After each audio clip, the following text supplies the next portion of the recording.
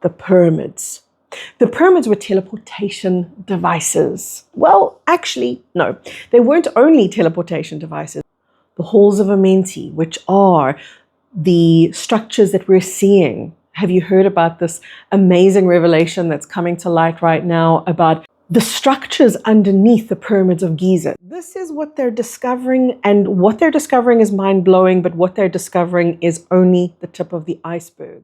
There are so many pyramids on our planet that will still be discovered. There are pyramids buried underneath the sand. There are more pyramids on the earth than we can currently comprehend. What we know of, a tiny, minute amount. There are thousands of pyramids, and each pyramid is a quantum mechanical device. The pyramids are revealing their secrets, or at least they're beginning to. We are on the brink, you guys, of some mind-blowing, narrative-shattering announcements about the pyramids, and there are going to be deeper dives into what's really going on underneath the Giza Plateau, and in fact, the real mechanical use, because that's what the pyramids are. They are quantum devices. They are quantum machines. They are far from the narrative that we were fed. What were we told? They were built by slaves, right? And they were burial chambers for the pharaohs. None of that was ever true. The pyramids house a much deeper truth about our ancestry, where we come from. And I'm going to share with you today a little bit more about what the pyramids really were and why this information is starting to come to light now. Well, let's start there. The last video before this one that I put up was about Lemuria. So it's very unsurprising for me that following that activation and revelation about the Lemurian Crystal being reactivated and bringing its potency and its energy back into the human collective, igniting within our cellular memory. That means at the DNA level, the ignition of that crystalline consciousness that is our Lemurian legacy, that's beginning to surface right now. And as that surfaces, it brings with it the memory of Eden, the memory of who we were, where we came from. What's Eden? Okay. We now live in a realm that is called the false matrix. But before we were the false matrix, we were part of the original creation template. Another word for that is the divine matrix or the organic universe. The divine matrix, which was an Eden-like realm populated by cosmic beings, wherein our natural telepathic abilities were obviously utilized, and our natural cosmic ability to bilocate, to telecommunicate, to telepath between each other, between spaces, and even to move ourselves through the technology of stargates from one point on the planet to another, from one point on the planet to another planet. So it was interplanetary travel and intergalactic travel and even interdimensional travel that these stargates would make possible. Our bodies were the key codes for those stargates.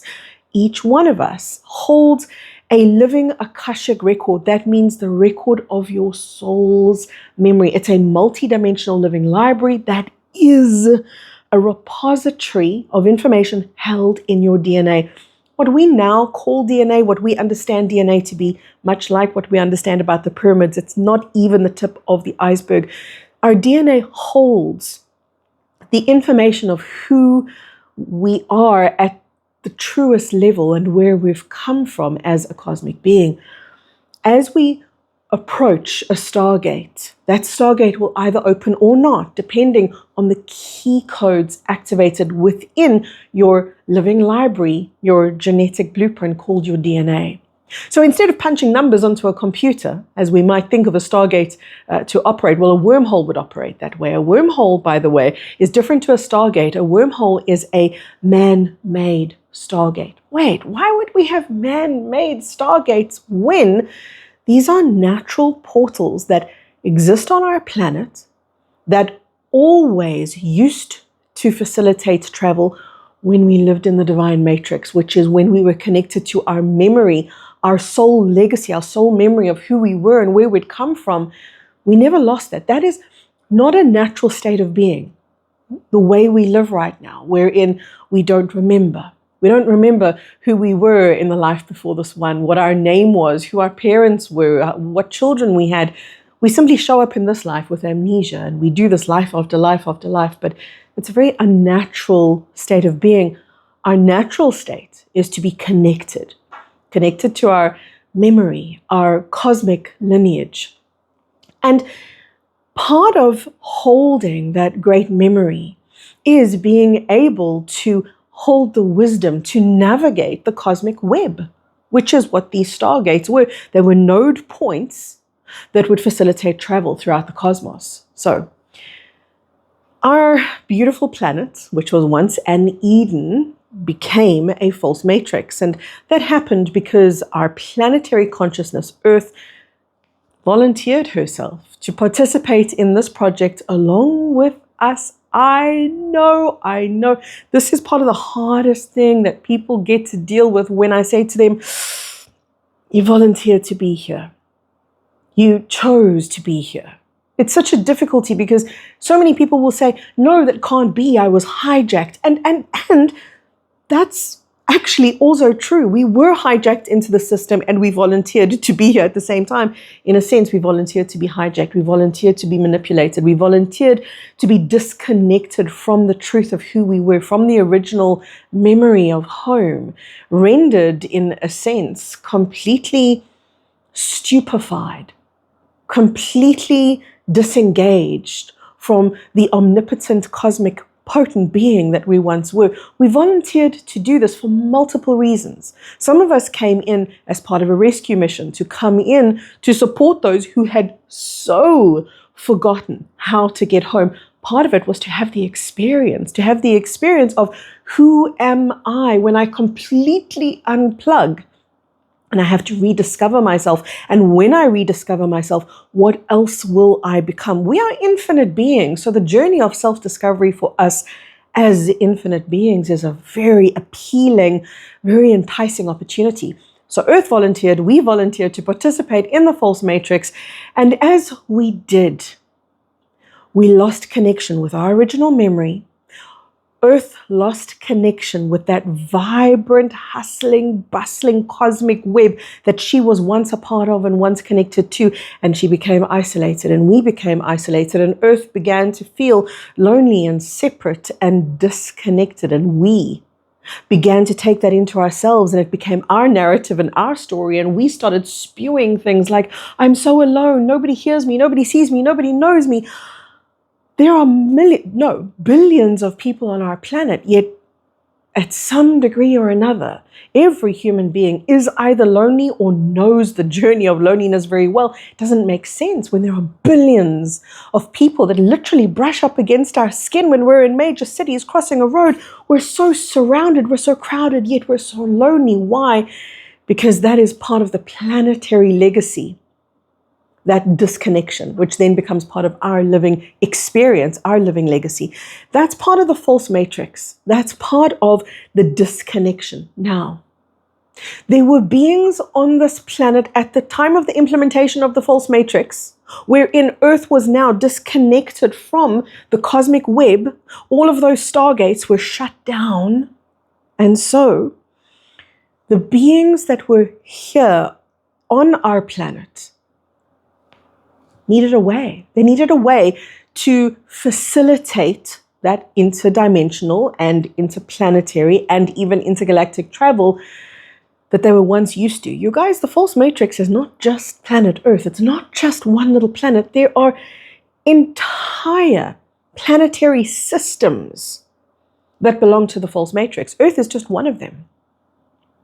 So what the beings who had originally thought of the false matrix and originally implemented the false matrix, initially instigated the false matrix, these beings, they understood the cosmic mechanics that they had become disconnected from. They still held the memory of how we used to operate, and they built quantum machines to mimic what the Stargates once did.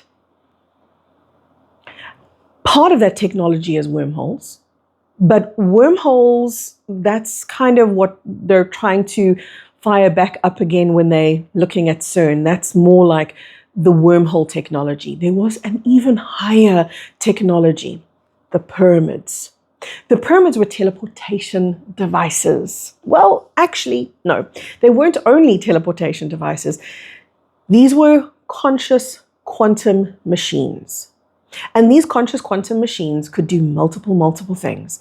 They could generate electricity, they could heal, they could destroy, they could teleport beings from one part of the planet to another, from one point on the planet to another planet entirely. So this was a means of re-establishing that cosmic blueprint, that cosmic web that allowed for our once natural interdimensional and interplanetary travel. So a pyramid, let's just say the Pyramid of Giza, a pyramid that we know of very well, which, by the way, is one of so many pyramids that we know of, but there are even more that we do not know of. There are so many pyramids on our planet that will still be discovered. There are pyramids buried underneath the sand. There are more pyramids on the earth than we can currently comprehend. What we know of are literally a fraction, a tiny, minute amount. There are thousands of pyramids, and each pyramid is a quantum mechanical device that allowed for the use of higher energies that were no longer able to naturally operate in the false matrix. So they were almost mechanically introduced rather than having had that original cosmic web, that original template that is part of the divine matrix. The pyramids came to mimic that. And the beings who were trapped on Earth within the multiple false matrices, not just Earth, so any planet that was part of the false matrix, the planets reached a point where they completely lost touch with the cosmic grid, needed the pyramids in order to facilitate that travel. And the way it would work is that pyramid that I spoke about earlier, let's just say Pyramid of Giza, would line up with a pyramid, let's just say, in the Sirius constellation. And as those two pyramids would line up, there was a cosmic light between the two. And what we now call the king's chamber, the queen's chamber, which are very incorrectly named, these chambers would be part of facilitating the transportation of the physical body. You know, we're told so many stories about the pyramids, one of them being that the pyramids were going to facilitate the transportation of the pharaoh's soul into the stars. No. It was to literally transport the body, the living body, of whoever was doing the traveling. So all of that was destroyed. All of that was taken down. The Halls of Amenti, which are the structures that we're seeing. Have you heard about this amazing revelation that's coming to light right now about the structures underneath the pyramids of Giza? This is what they're discovering, and what they're discovering is mind-blowing, but what they're discovering is only the tip of the iceberg. They're discovering structures 2 kilometers down underneath the Giza plateau. They're discovering what they're calling, and it depends on who you're listening to, there's multiple names I've heard, pillars and wells and columns, beams underneath the pyramids, 648 meters, I believe it is, down from the pyramids, and underneath those, a further 2 kilometers long, there's a deep structure that they cannot even name or comprehend what it could possibly be, but it's very evident that these structures are precise, and they're machined, and they are part of this very sophisticated higher technology that we have lost and been disconnected from. The false matrix went through many eras, many phases. In the beginning, the false matrix was a place that you could still ascend from. That means you still had the free will. In the very beginning of the false matrix, you still had free will to come and play here. In other words, to come and experience the disengaging, the disconnecting, and then to leave and go home. And how you would leave and go home would be through the Halls of Amenti. These are the chambers underneath the pyramids that were once great halls that you would, an underground structure that you would walk into, that your body would be key coded to. This is why the Egyptians had the understanding that your soul would be weighed against a feather. It was really what was happening in the Halls of Amenti, in those underground structures, which, by the way, are parts of cities, kilometers wide and kilometers deep. When they say they've discovered something 2 kilometers long, first of all, can you imagine how many people are going to be naysayers? It's already begun. It's already begun, where Egyptologists are already saying, no, it's impossible, it can't be. Because, of course, this destroys the narratives that we were told about what the purpose of the pyramids are. Many light workers would have laughed had they been told these are burial chambers of the pharaohs. There was something in us, wasn't there, that always knew, no, this is something, even though I can't name it, even though I can't comprehend it, this is something else. Yes, it's part of our cosmic memory. And there are pyramids in Antarctica, you guys. There are pyramids that are still to be discovered. There are pyramids, as I've said, on other planets. There are pyramids under the ocean. There are pyramids, so many of them, that have been buried, and cities now are built on top of. But these Halls of Amenti, nonetheless, that I was talking about, these were part of an underground city, and we would go into this very sacred place in order to leave the false matrix. But then the controllers of the false matrix became very depraved, and in their depravity, they began to seal off all of the exit routes. And as they sealed off all of the exit routes, those were blocked, and those were stunted, and those were rendered unusable. And that was the collapse of the Halls of Amenti, which then meant that the only way for us to ascend was for us to use our body as the cosmic device, the cosmic vehicle that it actually is and was designed to be, but that we can't fully access here in the false matrix. We were basically going to have to perform a miracle to get home. And the miracle was going to be what we're doing right now, which is awakening, becoming conscious, listening to love, learning to dial into our own nature so that we can connect to the truth of the natural world. That once again, we became unplugged and disconnected from. All of that is beginning to come back online. So it's no surprise to me that the revelations around the pyramids that are just starting to come to light, are coming to light now in light of the recent Lemurian Crystal activation. Now, I've spoken at length and in great depth about that Lemurian Crystal. In fact, I even did an energetic activation with that Lemurian Crystal for my online community. If you want to join, go watch Call 211. It's great preparation work for your own inner activation, for the key codes that live inside your DNA to come online again. Your DNA is a mechanical structure. But when I say mechanical, quantum and cosmic mechanical structure that we can't even comprehend the perfection of, the potency of, the divinity of. We've been disconnected from all of those layers of wisdom and all of the memories of home.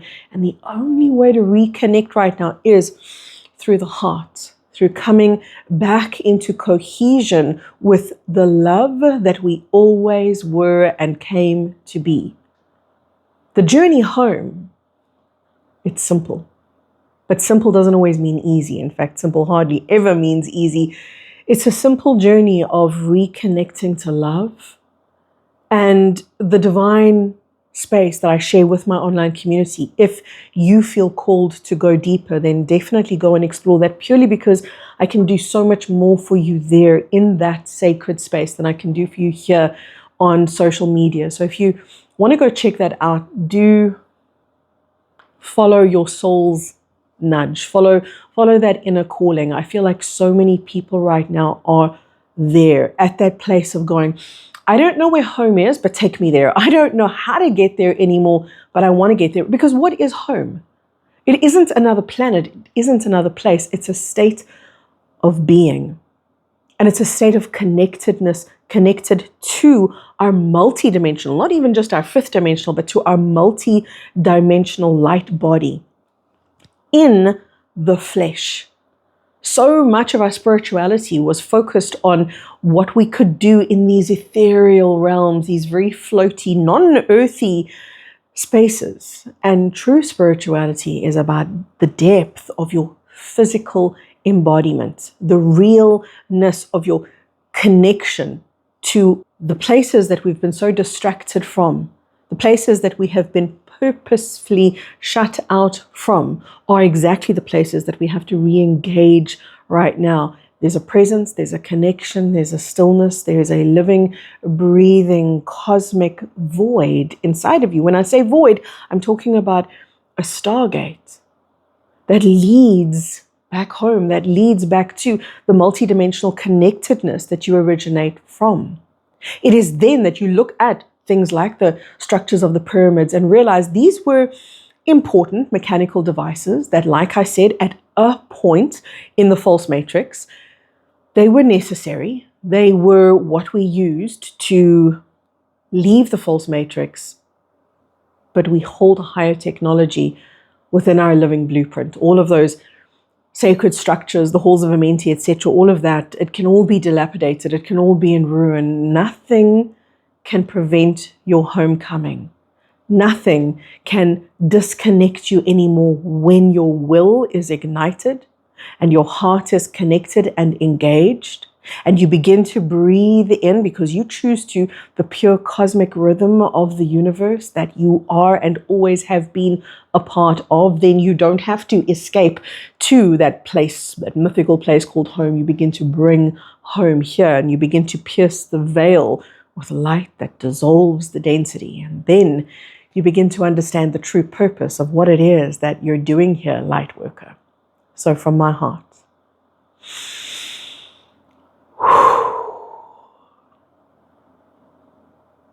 all the way to yours. Thank you so much for sharing this journey of love. Thank you so much for being so available to love. Thank you for taking this moment that I'm sharing with you now to just breathe love in, to just immerse yourself in the fullness and the bounty and the beauty and the abundance of love. The love that is everywhere, the love that cannot be contained. The love that you're being reminded of right now is the love that always was, that is, and always will be. That's what your heart is dialed directly into. We're just beginning this cosmic journey home. We're beginning the discoveries and disclosures here on Earth. Don't be put off when you hear all of the naysayers saying, oh, it's impossible, it can't be true, it isn't here, I'm going to discredit it. The more attention people spend on discrediting the truth, the more the truth just shows up, and it's going to show up in multiple places. So brace yourself, because this is the beginning of a cosmic connection, a long-awaited cosmic connection with you. We always think of a cosmic connection to be with our cosmic ancestors, with beings from the other side. It's your cosmic self that you've actually come to reclaim.